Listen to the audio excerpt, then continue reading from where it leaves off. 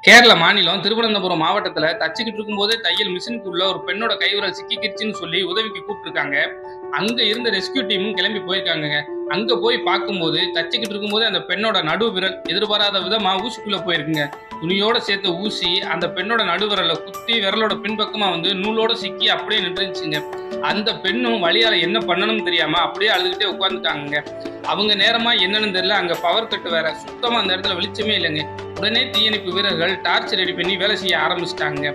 முதல் வேலையா மிஷின்ல இருந்து ஊசிக்கு போற நூலையும் ஊசியிலிருந்து பாபின் போற நூலையும் மெதுவா வெட்டி எடுத்துட்டாங்க. அதுக்கப்புறம் ஸ்க்ரூ டிரைவரை வச்சு மிஷினோட ஊசியை இணைக்கிற ஸ்க்ரூவை மெதுவா கலட்டி எடுத்துட்டாங்க. இப்ப மிஷின்ல இருந்து ஊசி தனியா வந்துருச்சுங்க. அந்த பெண்ணோட நடுவுரல ஊசி அப்படியே குத்தி நின்றுச்சுங்க.